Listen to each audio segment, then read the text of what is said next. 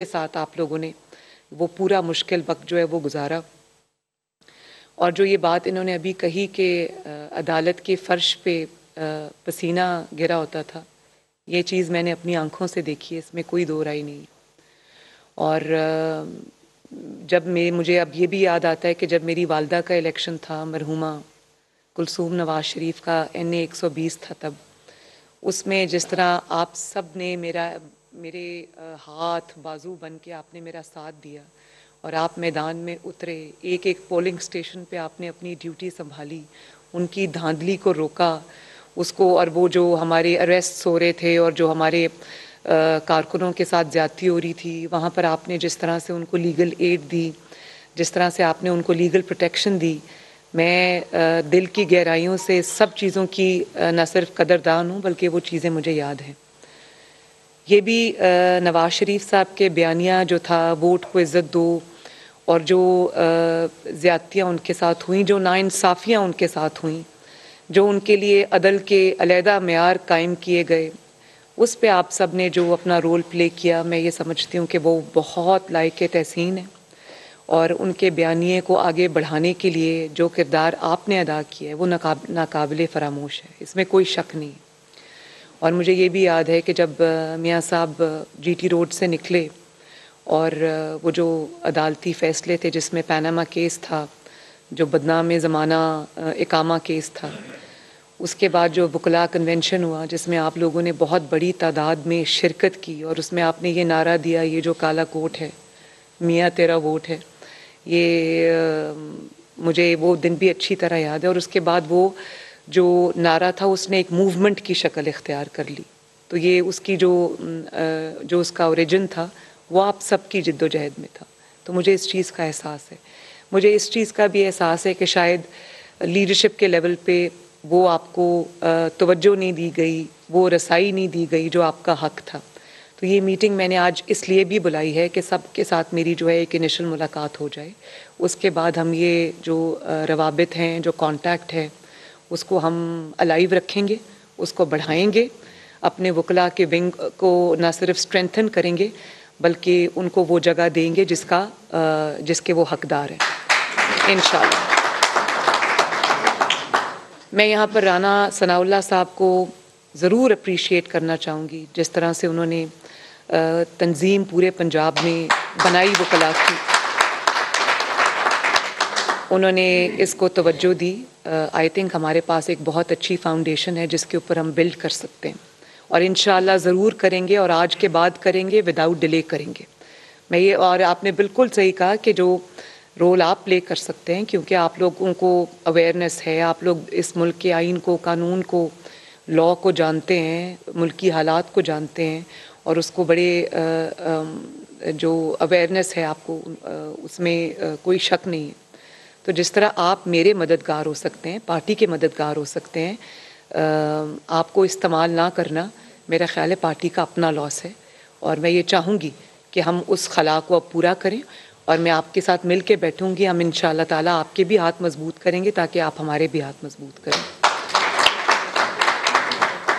और आज जो मैंने ये मीटिंग बुलाई है, ये मेरी लॉन्ग ड्यू थी, ओवर ड्यू थी, बल्कि मैं डिवीज़न के दौरों पे मैं बिज़ी थी और ये भी सच है कि इलेक्शन जो था वो 30 अप्रैल को अनाउंस हो गया था, तो हमारे पास टाइम की कमी थी और उस पे मुझे अपने जो डिवीज़न के दौरे थे वो मुकम्मल करने थे। वहाँ पर मुझे जो अपने कैंडिडेट्स हैं उनसे मिलना था, उनकी फाइनलाइजेशन करनी थी, उस पर ब्रेनस्टॉर्मिंग करनी थी, उनका वो जो पार्टी है उसको वहाँ पर देखना था, तो मेरे पास टाइम की कमी थी।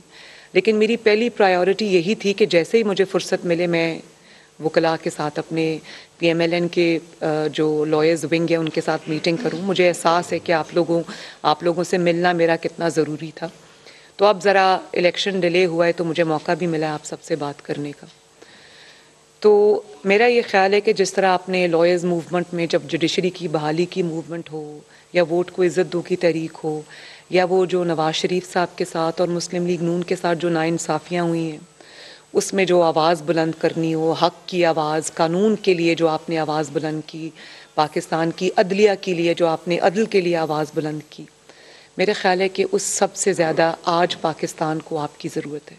आपकी जमात को आपकी ज़रूरत है, मुझे आपकी ज़रूरत है, नवाज़ शरीफ साहब को आपकी ज़रूरत है, लेकिन मेरा ख्याल है कि इस वक्त जो पाकिस्तान के हालात हैं, जो क्राइसिस है पाकिस्तान में, उस सिचुएशन में पाकिस्तान को आपकी ज़रूरत है और पाकिस्तान आपको आवाज़ दे रहा है। इसलिए मैंने आज ये मीटिंग यहाँ पर बुलाई है। इसमें कुछ बातें हमें तय कर लेनी चाहिए, कुछ बातें हमें आज डिस्कस करनी चाहिए। जो मुल्क के हालात हैं वो हमें आज डिस्कस करने चाहिए, जो रियलिटीज़ हैं आज की वो हमें डिस्कस करनी चाहिए। जिस तरह मैं जो अपनी तकारीर में बात करती रही हूँ कि इस मुल्क में जो तराजू है उसके दो पलड़े बराबर नहीं हैं, तो पहले तराजू के पलड़े बराबर करो, फिर इलेक्शन कराओ। अल्लाह का शुक्र है कि हम लोग इलेक्शन से नहीं डरते, हम लोग सेलेक्ट होके नहीं आते, हम इलेक्ट होके आते हैं। जो सेलेक्ट होके आता है उसको फ़िक्र होनी चाहिए। और कल आपने शेख रशीद साहब की गुफ्तगू सुनी, उनकी जो पूरी सियासत है पीटीआई की, वो इस चीज़ पे बेस करती है कि कौन सी तकर्री कब हो रही है। तो कल उनके मुंह से ये बात निकल गई जलसे में लाहौर के, कि जो ये चाहते हैं कि जो अक्टूबर में इलेक्शन इसलिए हों क्योंकि उसमें ये चीफ़ जस्टिस चले जाएंगे, दूसरे चीफ़ जस्टिस आ जाएंगे। तो मुझे उससे ये अंदाज़ा हुआ कि इनकी जो सियासत है वो सारी तकर्रियों के इर्द गिर्द घूमती है। पहले इनके साथ वो इस्टेब्लिशमेंट के किरदार थे जो अब जा चुके हैं, तो अब इन्होंने जुडिशल इस्टेब्लिशमेंट ढूंढ ली है जिसके ऊपर ये तकिया करके बैठे हुए हैं। और जो लॉन्ग मार्च इन्होंने पहले किया उसमें इनका यही था कि वो जो चीफ़ ऑफ आर्मी स्टाफ की अपॉइंटमेंट होनी थी उसको कंट्रोवर्शियल बनाया जाए, उसको रोका जाए, क्योंकि इनकी पूरी सियासत अपॉइंटमेंट्स के इर्द गिर्द घूमती है, बैसाखियों के इर्द गिर्द घूमती है। इनकी पूरी सियासत जो है वो सहूलतकारों के इर्द गिर्द घूमती है। एक सहूलतकार चले गए, उन्होंने कानों को हाथ लगाया। आपने जनरल बाजवा साहब का इंटरव्यू सुना, वो कहते हैं कि ये खुद लाने वाले हैं उसको, और वो कहते हैं कि ये ख़तरनाक आदमी है मुल्क के लिए। और अब जो उनके जो रिमेन्स हैं, जिनको रेमिनेंट्स हैं या जो वेस्टेजेस जिनको मैं कहती हूँ, या उनकी जो बाकियात हैं, 3-4 लोग जो जुडिशरी में हैं, ये उन पे तकिया करके अब बैठे हुए हैं। तो और आप ये देखें कि जिस तरह से मैंने पाकिस्तान की कम से कम तारीख़ में मैंने ये कभी होते नहीं देखा। आप लोग उसको मेरे से ज़्यादा गौर से बल्कि लीगल पॉइंट ऑफ व्यू से देख रहे होंगे कि एक शख्स जिसने ब्रेजनली, ब्लेटेंटली उसने पाकिस्तान के कानून को फ्लाउट किया, पाकिस्तान के कानून को पाँव के नीचे रौंदा। पुलिस ने जब अदलिया ने उसको कहा कि आओ और पेश हो, वो शख्स नहीं गया। वो अपने घर में छुपा रहा। कभी उसने प्लास्टर का बहाना बनाया, कभी उसने बीमारियों का बहाना बनाया, कभी उसने जो है वो जान को मेरी ख़तरा है उसका उसने बहाना बनाया। वो नहीं गया। और जब वो गया, उसने जत्थे लेकर हमला आवर वो हुआ, लाहौर हाई कोर्ट में भी, जुडिशल कॉम्प्लेक्स इस्लामाबाद में भी। मुझे पाकिस्तान की तारीख़ में आप बताएं कब इन आँखों ने, या as a student of politics या आप एज स्टूडेंट ऑफ लॉ, आपने कब देखा है कि पाकिस्तान की तारीख़ में किसी को ये सहूलत हासिल हुई हो? और अभी नवाज़ शरीफ साहब के मुकाबले में इसको किसी ने उंगली भी नहीं लगाई। नवाज़ शरीफ साहब के ऊपर पनामा चोरी डाके का इन्होंने केस शुरू किया, और क्योंकि कोई सबूत नहीं था, झूठे मुकदमात थे, तो इकामा निकाल के ले आए, बेटे से तनख्वाह निकाल। मैं भी अपनी दुनिया का, पूरी दुनिया का ये वाहिद केस है जिसमें सिर्फ पाकिस्तान का नहीं, पूरी दुनिया में जो अदलो इंसाफ है उसका सर शर्म से झुक गया कि एक सिटिंग प्राइम मिनिस्टर को, एक इलेक्टेड प्राइम मिनिस्टर को आपने ब्लैक लॉ डिक्शनरी निकाल के आपने उसको सिर्फ इसलिए निकाल दिया क्योंकि उसके पास एक एक्सपायर्ड इकामा था और उसने अपने बेटे से जो तनख्वाह लेनी थी वो नहीं ली। मतलब इतने बड़े बड़े लीगल माइंड्स बैठे हुए थे और ये फैसला आपने किया। और उसके बाद जब कल जनरल बाजवा साहब ने ये बात कही कि बेगमात के कहने पर ये फ़ैसले होते हैं और बेगमात के प्रेशर पे ये फ़ैसले होते हैं, तो बेगमात का जो फ़ैन क्लब है, हमने तो हमेशा ये सुना था कि कानून अंधा होता है, इंसाफ अंधा होता है, वहाँ पर कानून पर फ़ैसले होते हैं। मुझे तो पहली दफ़ा पता चला है कि बेगमात के कहने पर भी फ़ैसले होते हैं। और इसका सबूत पूरी कौम ने देखा कि जब पनामा बेंच का जिस दिन फ़ैसला अनाउंस होना था तो नवाज़ शरीफ साहब को डिस्क्वालीफाई करना था, इनके बीवी बच्चे, चाहे वो जस्टिस खोसा हो या वो जस्टिस साकिब निसार हो या बाकी पनामा बेंच के लोग, इनके बच्चे और बीवियां अदालत में मौजूद थे उनको फैसले का पहले से इल्म था। उनके फेसबुक अकाउंट्स, उनके ट्विटर अकाउंट्स आप उठा के देख लें।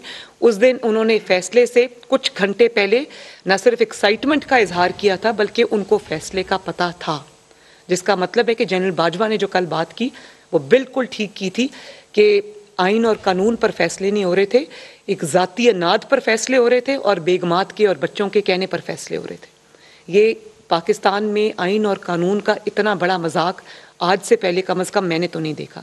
आप लोग बताएं, आपने कभी इस तरह का कोई भी चीज़ इंसान के सुनने में आई हो? और फिर आज आप देखें, वो शख्स का नहीं जाता अदालत में, वो छुप के बैठता है, अदालत को फ्लाउट करता है और बड़ी ढिठाई के साथ करता है। और फिर भी जब भी वो अदालत में जाता है, उसको थोक के हिसाब से ज़मानत मिलती है। उसको एक एक दर्जन ज़मानत जो है वो विद स्ट्राइक ऑफ पेन मिलती है। 12-12 मुकदमों में उसको 5 मिनट के अंदर जो है वो मिलती है। तो नवाज शरीफ साहब के साथ इतनी बड़ी ज्यादती हुई थी, उनके मुकदमे झूठे थे, सच्चे नहीं थे। यहाँ पर टिरियन खान का मुकदमा है, सच्चा है, ना उगल सकता है ना निगल सकता है, कोर्ट में पेश नहीं होता क्योंकि जानता है कि मुकदमा सच्चा है। यहाँ पे तोशा खाना के बारे में बड़ी बात होती है कि सब ने तोशा खाना के तोहफे लिए, ज़रूर लिए होंगे। मैं ये नहीं कहती कि बाकी लोगों ने नहीं लिए, लेकिन ये पहला शख्स है जिसने तोहफे चोरी किए। पाकिस्तान की 76 ईयर्स की हिस्ट्री में किसी भी सरबराह ने या किसी भी पॉलिटिशियन ने या किसी भी हुकूमती ओहदेदार ने कभी वो तोहफा चोरी नहीं किया। उसका एक तरीक़ाकार है। उसका तरीक़ाकार ये है कि जो आपको तोहफा मिलता है आप उसको जमा कराएं और वो एक उसका सेट होता है परसेंटेज, उस परसेंटेज के ऊपर जो है वो पे करते हैं और उसके बाद वो तोहफा आप लेते हैं। ये पहली बार हमने सुना कि एक रियासत के सरबराह ने प्राइम मिनिस्टर ऑफिस को इस्तेमाल करते हुए उसने वो तोहफे तोशा खाना में जमा नहीं कराए, अपने घर में जमा कराए। उसकी जो वाइफ है, खातून अव्वल है, वो उसकी ये ऑडियो, एक सेकंड जी प्लीज़ ज़रा खामोशी इख्तियार करें काइंडली। उसकी ऑडियो जो है वो आती है और वो कहती है कि वो जो तोशा खाना के तहाइफ हैं वो आपने गेट पे क्यों रखे, उनकी तस्वीर क्यों ली, वो आपने घर के अंदर क्यों नहीं भेजे और आपने रिकॉर्ड क्यों रखा, देयर बाय मीनिंग कि मैं चोरी करने जा रही थी, आपने उसकी तस्वीर क्यों खींची। और वो उन्होंने बगैर तोशा खाना में जमा कराए हुए उनको पहले दुबई में बेचा, करोड़ों में बेचा। अगर 1 करोड़ का तोहफा था उसको 20-20 करोड़ में बेचा। उसके बाद उस को मनी लॉन्ड्रिंग के थ्रू वो पैसा जो है वो किसी प्रॉपर्टी टाइकून के जहाज़ में रख के फरा गोगी उसको लेकर आई। वो पैसा किधर गया, किस अकाउंट में गया, कोई नहीं जानता, किसी को नहीं पता। अगर इसको मनी लॉन्ड्रिंग नहीं कहते तो किसको कहते हैं। उसके बाद उसको जमा नहीं कराया, उसकी एक छोटी सी परसेंटेज जमा करा दी बेचने के बाद तोशा खाना के अंदर, और उसके बाद भी उसका कोई रिकॉर्ड नहीं था, उसको आपने डिक्लेयर नहीं किया। और जब आपको ये पता चला कि आपके ऊपर ग्रिप टाइटन हो रही है, आपके गले में जो फंदा है वो एहतसाब का डाला जा रहा है या आपकी हुकूमत जा रही है, तो जल्दी जल्दी जो है वो डिक्लेरेशंस वो भी झूठी इन्होंने जमा कराई। तो पाकिस्तान का कानून किधर सो रहा है? इकामा पर एक आप वज़ीर आज़म को निकाल सकते हैं, ये तो ग्लेयरिंग चीज़ें, इनके ऊपर वो कोर्ट नहीं जाता क्योंकि वो जानता है कि तोशा खाना भी सच्चा है। फॉरेन फंडिंग में जो ECP का डिसीजन आया है, वो डिसीजन में जिस किस्म के ब्लेटेंट और वो इररिफ्यूटेबल एविडेंस है हर पेज के ऊपर, आप लोगों ने पढ़ा होगा, आप लॉयर्स हैं, आप उसको वो रिफ्यूट कर सकता है कोई? और अगर वो केस सच्चा ना होता तो 7 साल ये सांप बनकर उसके ऊपर ना बैठा रहता। 7 साल इसने इस्टेब्लिशमेंट की मदद से और फिर अपनी हुकूमत जो 4 साल रही है उसमें इसने वो केस खुलने नहीं दिया फॉरेन फंडिंग का। उसकी वजह यह कि हाथ रंगे हुए थे, लेकिन कोई अदालत उसका कुछ नहीं बिगाड़ सकी। किसी अदालत में वो पेश होने से इनकारी है। कोई अदालत पूरा अपना जोर लगा के उसको अदालत में पेश नहीं कर सकी, और जब जाता है तो जत्थे लेकर अदालत पे हमलावर हो जाता है। मैं गुजरी हूँ उस प्रोसेस से, 100 से ज़ायद पेशियाँ मेरी हैं झूठे मुकदमात पे। नवाज शरीफ साहब की 200 से ज़ायद पेशियाँ झूठे मुकदमात में। ये आपके पास सामने राना सनाउल्लाह बैठे हैं, झूठा मुकदमा इन पे बना। हमें एक दिन बताएं कि हम कभी जत्था लेकर गए हों कोर्ट के अंदर? हमारे तो दिमागों में भी ये बात नहीं आती थी, जानते हुए कि ये इंतकाम है, जानते हुए कि ये झूठे मुकदमात हैं, हम लोग एक शरीफ शहरी की तरह कोर्ट के सामने पेश होते रहे। फैसला सही था गलत था, उस बहस से कतई नज़र उस फैसले को तस्लीम किया, कोर्ट के आगे सरेंडर किया, झूठी सजाएं भुगती। और ये देखें वो कोर्ट में पेश ही नहीं हो रहा। और उसके बाद जब पुलिस जाती है जमान पाक में, कोर्ट के ऑर्डर्स इंप्लीमेंट करा, पुलिस कोई किसी जाती नाद में हमारी तरह जब हमारे घरों पे अटैक्स होते थे विक्टिमाइजेशन करने के लिए पुलिस नहीं जाती। पुलिस जाती है इसको वहाँ पर कोर्ट के ऑर्डर्स इंप्लीमेंट करने के लिए। तो वहाँ पर जमान पाक से पुलिस के ऊपर हमला होता है, वहाँ से पेट्रोल बॉम्ब्स फेंके जाते हैं, वहाँ से गुलेलें चलाई जाती हैं, वहाँ से पुलिस वालों के सर फाड़े जाते हैं, सर तोड़े जाते हैं, उनको वो बेचारे गिरे पड़े थे। पूरी रियासत के ऊपर हमला हुआ वहाँ से, सिर्फ इसलिए कि पुलिस वहाँ पर कोर्ट के ऑर्डर्स इंप्लीमेंट करने गई। पाकिस्तान का आइन और कानून कहाँ सो रहा है? क्यों उस पर कोई एक्शन नहीं होता? क्यों ये बाकियों से सुतेलों वाला सलूक होता है, यहाँ से लाडले वाला सलूक होता है? कौन है इसको जो अभी आज भी प्रोटेक्ट कर रहा है? मैं ये पूछती हूँ, कौम को ये सवाल पूछना चाहिए। भाई आप हमेशा से ये भाषण देते आए कि अगर आपने कोई चोरी नहीं की, अगर आपका दामन दागदार नहीं तो जाएं जाके जवाब दे दें। भाई आपका दामन दागदार नहीं है तो जाएं जाके जवाब दें। आप क्यों छुपे हुए? क्यों आप पूरी कानून को आपने जो है वो उसके अपने मुकाबले पे रखा हुआ है? ये सवाल हैं जो करने वाले बनते हैं। इन सवालों को पूछना आपको भी चाहिए। इसमें मुझे आपकी मदद की ज़रूरत है, क्योंकि आप आइन को समझते हैं, आप कानून को जानते हैं। और फिर आप ये देखें कि आज इलेक्शन जब आगे हुआ है तो मैं एक जमहूरियत पसंद कारकुन हूँ, पॉलिटिकल, और मैं समझती हूँ कि इलेक्शंस के अलावा पाकिस्तान का कोई हल नहीं है। हर 5 साल के बाद इलेक्शन होने चाहिए पॉलिटिकल, लेकिन पॉलिटिकल स्टेबिलिटी होनी चाहिए मुल्क के अंदर। इलेक्शन से हम बिल्कुल कोई फरार हासिल नहीं करना चाहते। हम इंशाल्लाह इलेक्शन लड़ेंगे भी और जीतेंगे भी, लेकिन इसमें कोई कानूनी और आईनी नुकात है। आज आप कहते हैं कि ये इलेक्शन जो डिले हुआ है इसमें आपको आइन याद आ गया।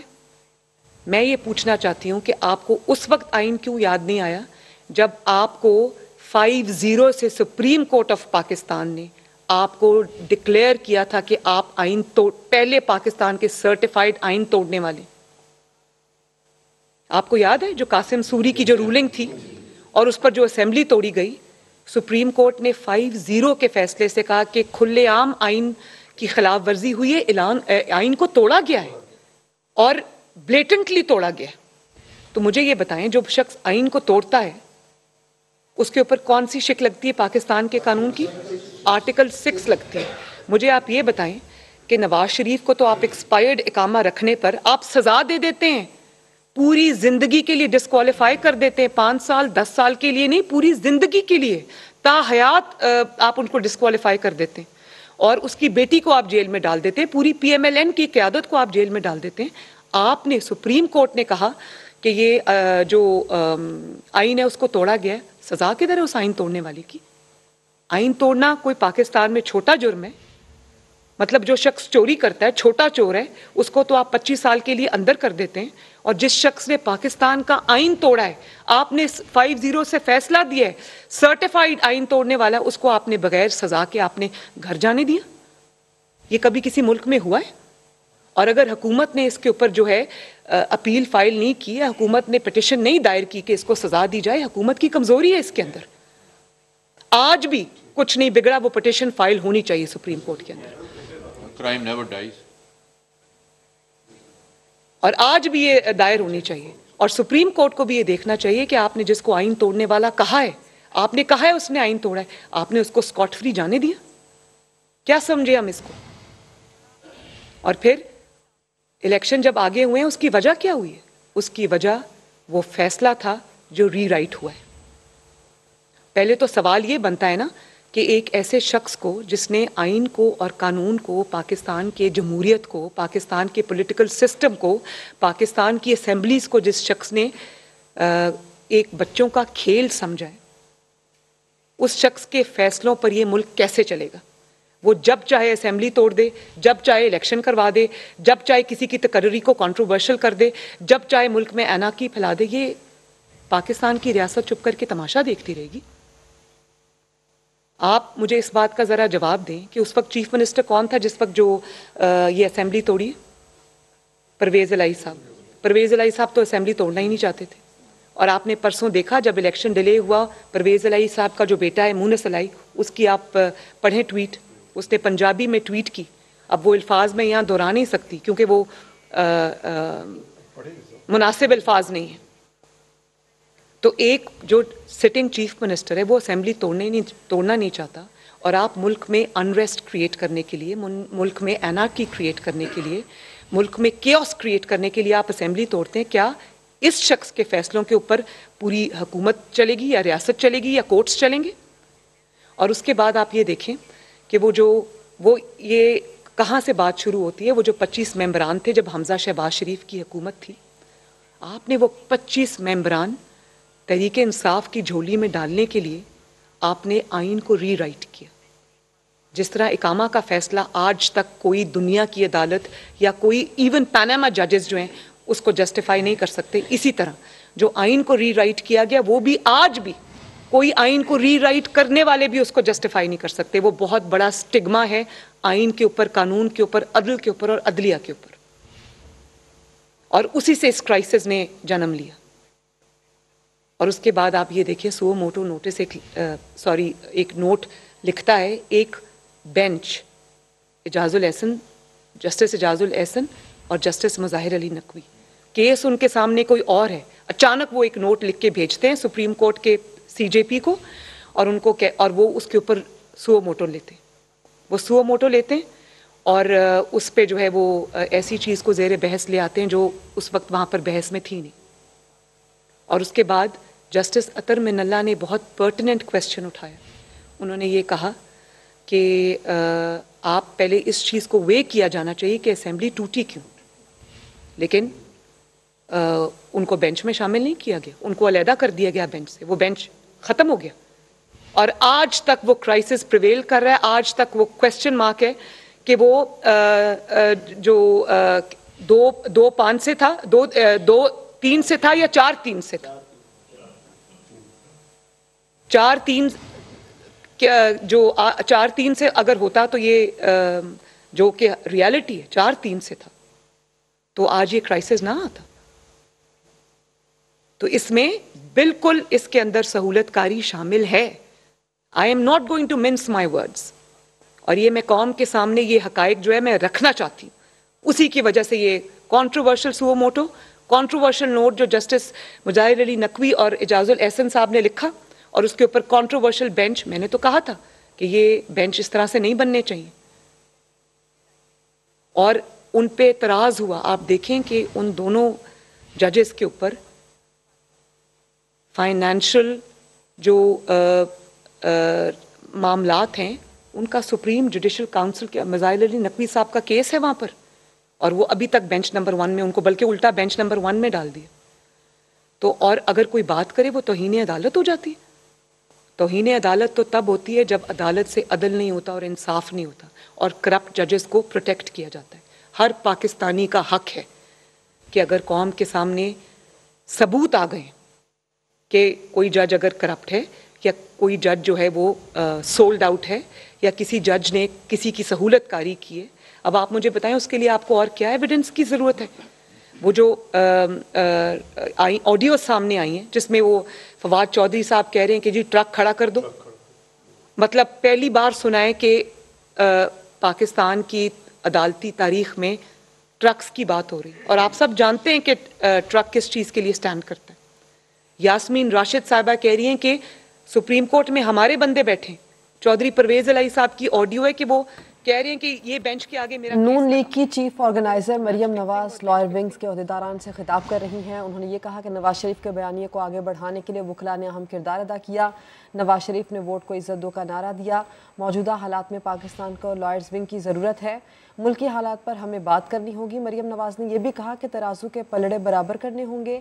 जो सिलेक्ट होकर आता है उसे फ़िक्र होनी चाहिए। हम सिलेक्ट नहीं, हम मुंतखब होकर अवाम में आते हैं। PTI की सियासत तकरीरों के गिर्द घूमती है। PTI की सियासत सहूलतकारों के इर्द गिर्द घूमती है। बुरा हाल कभी नहीं देखा। डिक्टेटरशिप्स में भी कुछ जो है वो फसाद रखा जाता है। और फिर आप ये देखें कि अभी